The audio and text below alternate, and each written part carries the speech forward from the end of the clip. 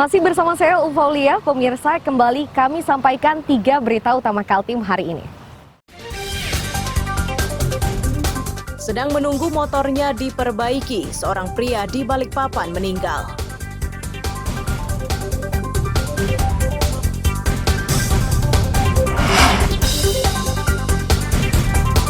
Berantas peredaran narkoba di Tarakan, Kepala BNN Republik Indonesia sambangi kampung yang disinyalir jadi sarang peredaran narkoba. Harga tiket pesawat ke Berau turun selama libur Natal dan Tahun Baru. Kebijakan itu sesuai dengan instruksi Presiden.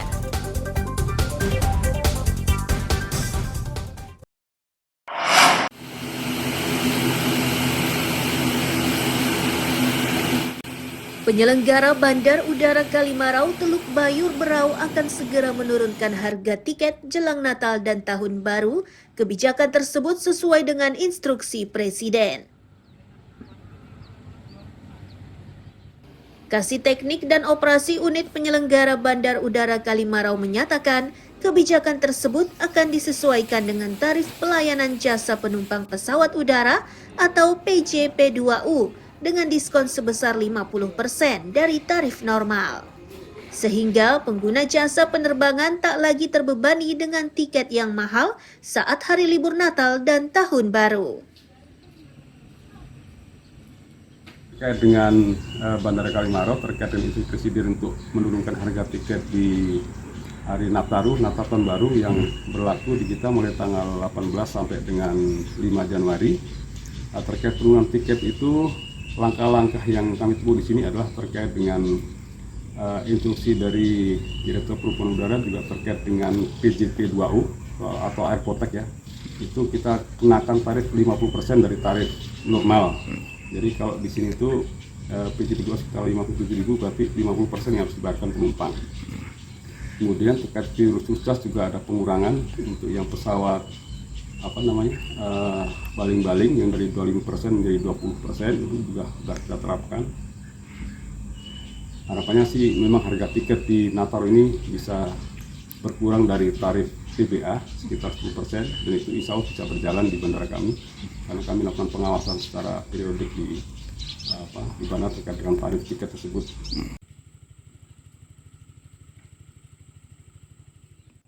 Penurunan harga tiket akan berlaku dari tanggal 18 Desember 2024 hingga 5 Januari 2025. Sementara penyelenggara bandara akan memantau secara berkala arus penumpang setelah kebijakan penurunan tiket pesawat. Miko Gusti melaporkan dari Kabupaten Berau.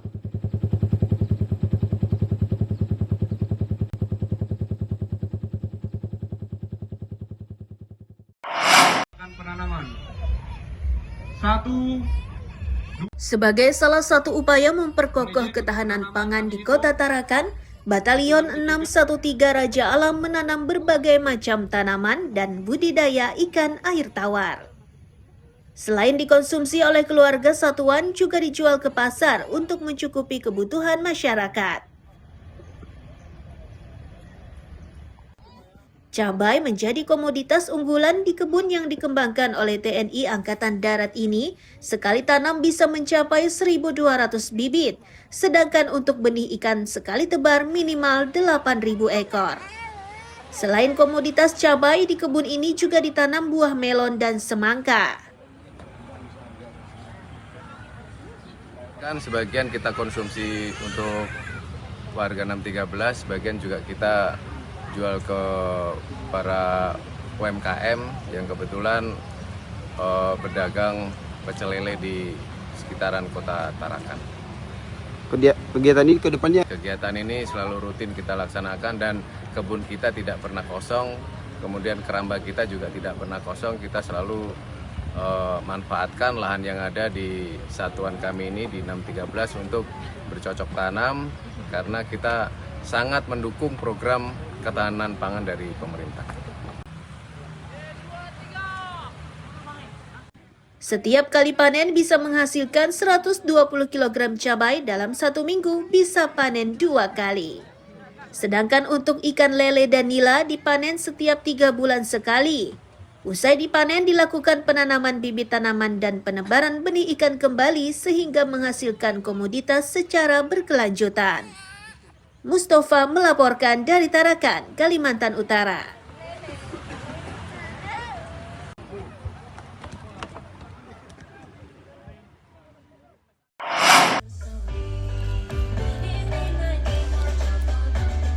Lenggak-lenggok anggun dan menggemaskan inilah yang ditampilkan oleh para siswa-siswi SD dan SMP pada lomba menari kreasi tradisional yang digelar oleh Dinas Pendidikan Balikpapan di halaman parkir BSCC Dom Balikpapan Senin sore.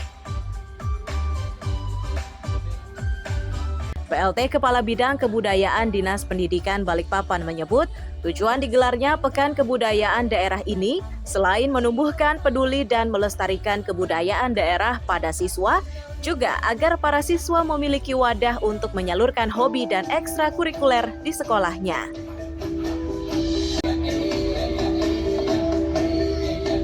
Kebudayaan daerah yang mana ini adalah gagasan dari kegiatan Dinas Pendidikan dan Kebudayaan Kota Balikpapan untuk menyalurkan bakat, potensi dan kreasi daripada anak-anak. Jadi dalam kegiatan selama 3 hari ini, yang hari ini kita mulai tanggal 16 sampai 18. Sebetulnya kegiatan sudah berlangsung dari tanggal 10. Tanggal 10 sampai tanggal 12 adalah kegiatan olahraga tradisional. Kita laksanakan di Balikpapan Tenis Stadium dan sudah dilaksanakan. Hari ini hanya festival lomba tari bagi anak SD, besok juga ada SMP, kemudian sore ada kegiatan kuda lumping, kemudian malam adalah pagelaran seni.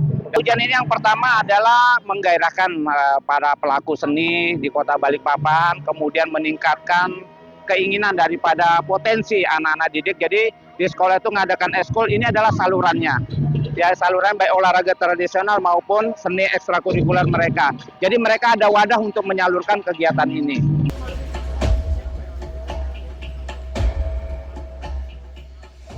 Salah satu peserta lomba tari kreasi daerah mengaku senang bisa tampil dalam Pekan Kebudayaan 2024 ini. Pasalnya, tidak semua sekolah bisa berpartisipasi dalam kegiatan tersebut, walaupun hanya berlatih selama 2 minggu, namun para siswi ini bisa tampil prima. Hanya kurang lebih ada semenjak dikeluarkan ada lomba itu, langsung kita latih kurang lebih 2 minggu ya anak-anak ya. 2 minggu dan latihannya hampir tiap hari. Iya. Waktu pertama kalinya karena anak-anaknya sudah berbakat semua, setiap hari Sabtu sudah ikut latihan eskul tari, jadi tidak terlalu sulit karena anak-anak ini sudah berbakat dan kebetulan tangannya udah lentur-lentur. Jadi kita sebentar latih sudah dipoles-poles jadi gitu.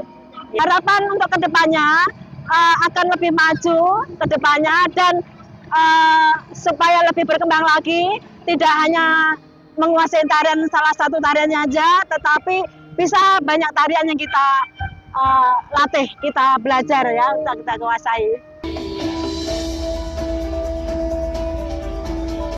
Pekan Kebudayaan 2024 ini akan berlangsung selama 3 hari, mulai dari 16 Desember hingga 18 Desember 2024. Dan rencananya akan dijadikan agenda tahunan oleh Disdikbud Balikpapan. Amir Hamzah dan Riyani Mantini melaporkan dari Balikpapan.